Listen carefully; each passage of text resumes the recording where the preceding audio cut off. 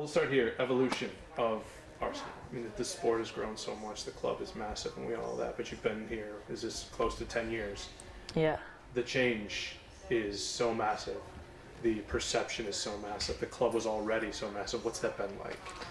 Yeah, 10 years playing professionally, but 18 years in general, since, coming through the academy and even seeing it through that lens of sitting on the sidelines. And you can point out the obvious, so the crowd sizes have changed. Yeah.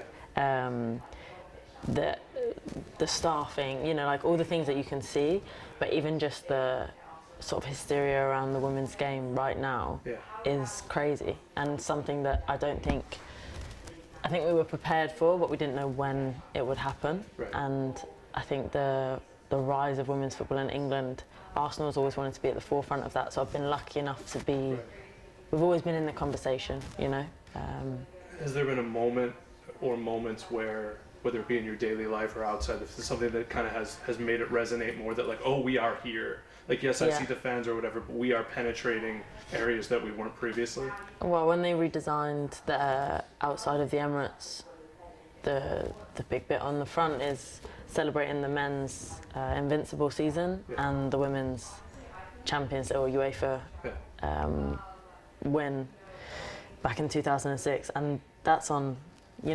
I go as a fan to watch games, to watch the men's games as well as playing there, and to walk and see us represented on the same piece of imagery is insane. But I think the conversation that's changed most is that people will stop me and say thank you. Thank you for what you're doing. I have a young girl. I coach a women's team. Yeah.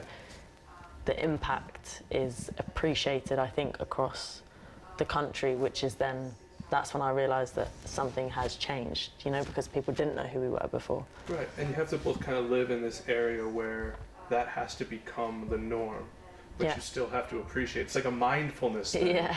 And is it, at times, is it still a little bit, I don't want to say mind-blowing, but it's a little bit...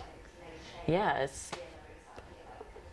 I find it extremely weird to then be, in my being the most honest I can be, to be recognised, or for us to just have a space somewhere that we haven't typically had a space over the years. So that whole sort of imposter syndrome thing, whilst also, like you say, one day you don't want to celebrate that it's a sellout at the Emirates because you just hope that it's just, that becomes the norm.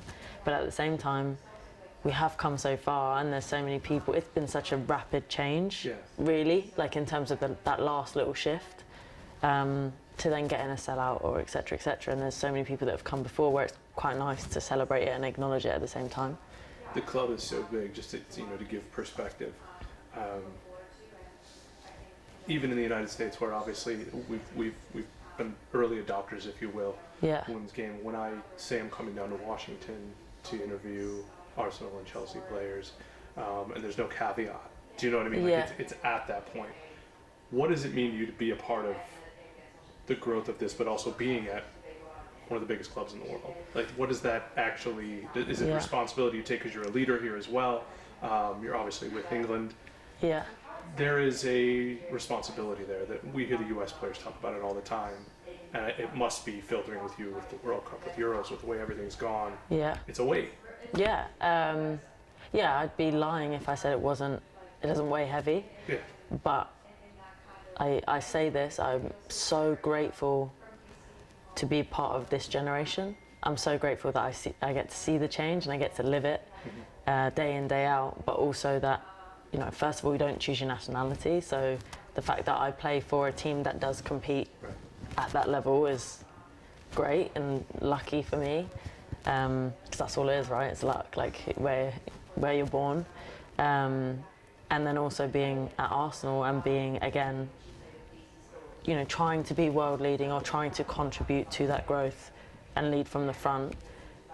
I think if I choose to be here, if I choose to play my football here, then that's the responsibility that I take on, and that's how it is. Does it weigh heavy? Yes. Does it give me so much, and to know that I have done everything I can by being a part of this team, or because in some aspects my greatest gift not just me, but all of the girls, is to exist as female footballers, because once upon a time that wasn't a thing, to be a professional footballer.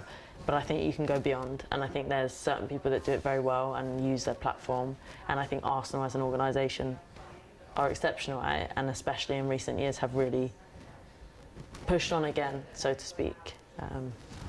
So I'm very grateful to be here, is the short answer. This year, what are the goals? What do you personally? Obviously, league-wide, it's nice to say that we can expect more of the same league-wide. Yeah. But for the club, what are the goals? The goal is to win. Yeah. The setup is there. It's it's rare that you find yourself in a position where you have everything to do that on paper. We all know that that's why we love sport, because you never know what's going to happen. But the capability is there, so naturally that's what we're aiming for.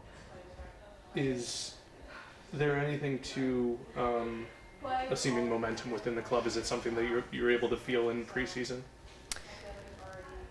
Yeah, I think we're a very stable squad as well, so you're kind of building. It's not like you've had previous years where you get a new manager, or it's different. It's a different feel, but I think you can always feel it on the training pitch, and not necessarily whilst you're in it, but when you walk off, how do you feel? How do you? And I think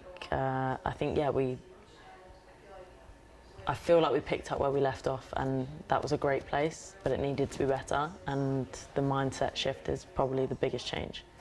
Being American, we're obviously going to ask you about Emily. What can you tell us about her as a player and what you've noticed? Yeah, I think she's an incredible athlete. Like, what she offers to the team, and in that aspect for her position, we know that is one of the most taxing on the football pitch, and she just doesn't stop, which is incredible. But as a footballer, I think she's that competitive edge that she has. It's rare that somebody goes past her, and as a defender, that's your job. And it's kind of for like people that do their job in the consistent way that she does don't necessarily get their flowers very often, because it's expected. Yep. But yeah, I think she wants to dominate that position, and I think when you have 11 people on a pitch that want to do that and take care of their business first, I think it offers something incredible to the team. Strange one maybe, but because I'm asking you to stereotype an entire country. Yeah. What would you say are the hallmarks of an American player? I mean, is that competitive nature? I think the competitive nature, the athleticism has always been a thing that,